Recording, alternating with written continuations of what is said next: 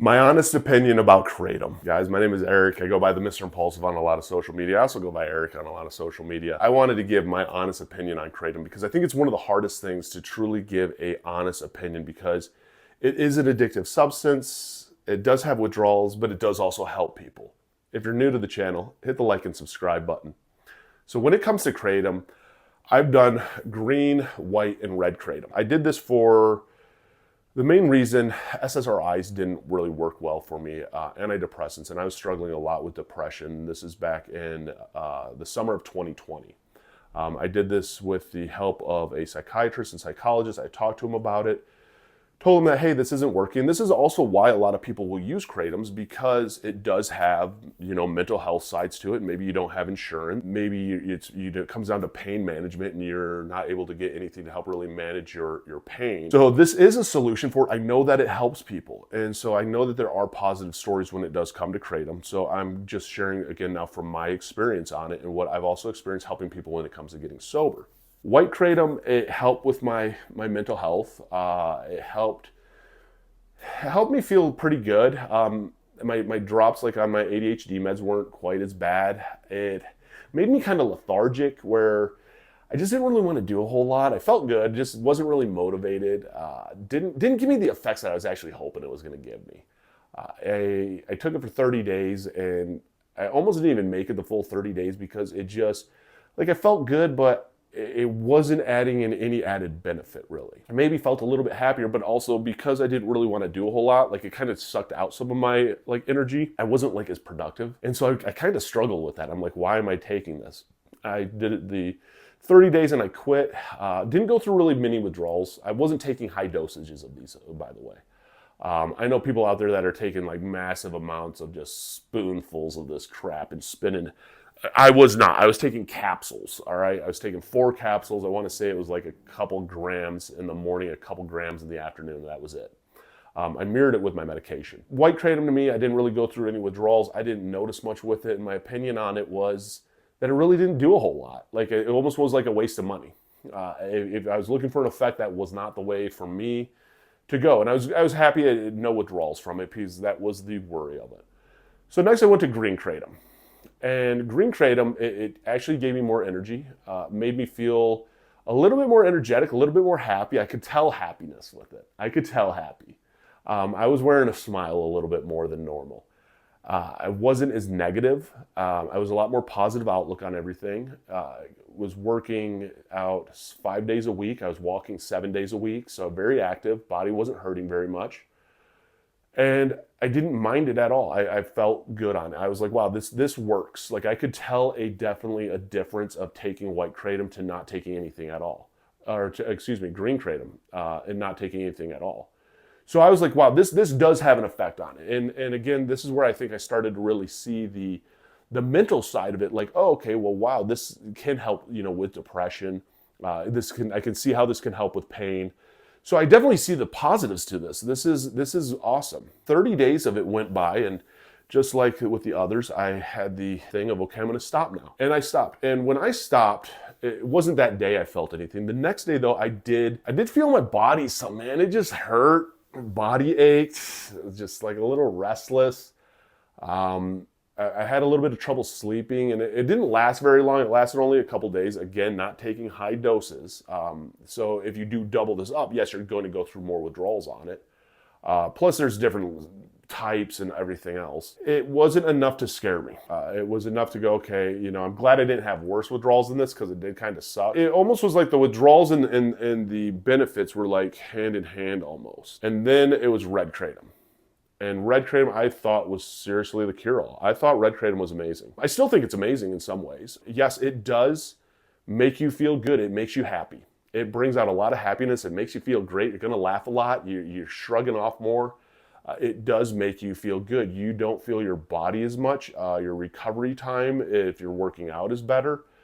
There are a lot of these benefits too. I understand, if you are dealing with massive pain and stuff, this can help. This does help numb a lot of your pain receptors. So for me, it felt felt wonderful. I thought this was the cure-all. And anybody who knew me, I was like, dude, this is the cure-all, dude. This stuff is amazing. Again, lower dose on it. I even remember telling my like psychiatrist, I was like, you know, I don't think I need to really even try with SSRIs anymore, because like this is the route that I'm going to go. This route has really totally opened up my eyes to something different, and how I feel is amazing. And then the withdrawals came. That's what really, it changed my mind. I thought now personally, I think it's horrible when you're trying to get off of it. You are going to go through, and people get really offended when you say this. You're going to go through opiate withdrawals or heroin withdrawals, but not at the great extent. It's the easiest way I can explain it. You're going to have hot and cold flashes.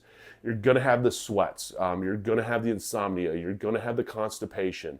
The appetite's going to be screwed up. The body aches are there. It feels like you have the flu times, 100. It does suck. And I went through these for about 2 weeks, and I actually vlogged them on this channel. If you go back to like 2020, I have the vlog up of going through the withdrawals of red kratom, because it sucked, dude. These sucked. And that was the thing though, is like, I see the benefit to it. I see how, like, if you don't have insurance and it's cheap. I mean, you can get a lot of kratom for cheap compared to trying to find something to help with like a pain management system. So it's hard. It's hard to say for other people what you should and shouldn't use. Yes, it does have, though, an addictive withdrawal side to it. That side is factual. You have to own that side. That yes, I don't think anyone should live in pain, and I think pain management is very important. To live with chronic pain is not. Nobody should do that. If you have something that can help you through chronic pain, I believe you should be able to have access to that. But if you're using it on that recreational purpose to escape, to just feel better in that aspect, the addictive side to it is there.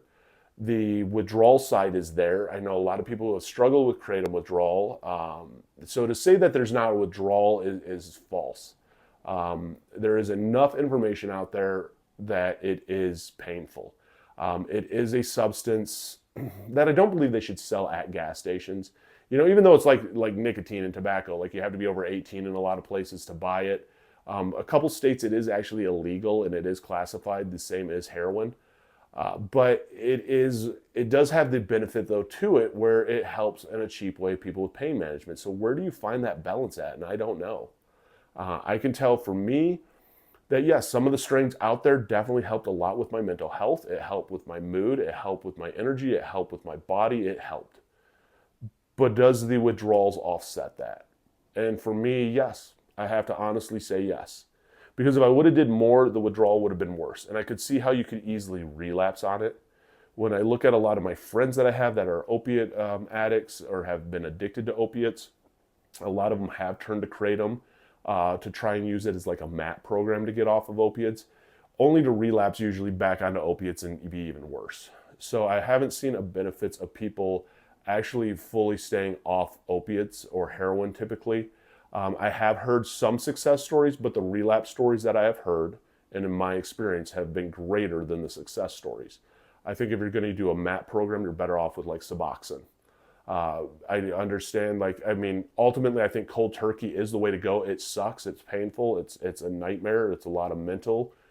It's a lot of physical, but also you have to keep reminding yourself constantly that this is not going to kill you and it's going to get you better, even though you're in hell in the middle of it. But it has that side of, my opinion, stay away from it. But if you need affordable pain management, it's the way to go. That's the flip side to it. Because it also doesn't have quite the effects of like Oxy does, and it doesn't have the effects of like hydrocodones and some of these powerful opiates, where a lot of times you're only going to get a set prescription, and it's hard. Tolerance does build.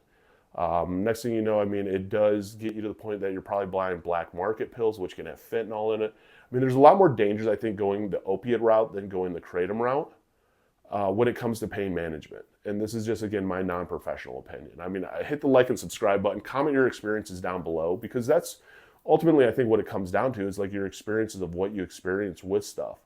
And to bash everything, to say it's all negative, I don't think is necessarily the right route to go, because with some stuff there is benefits.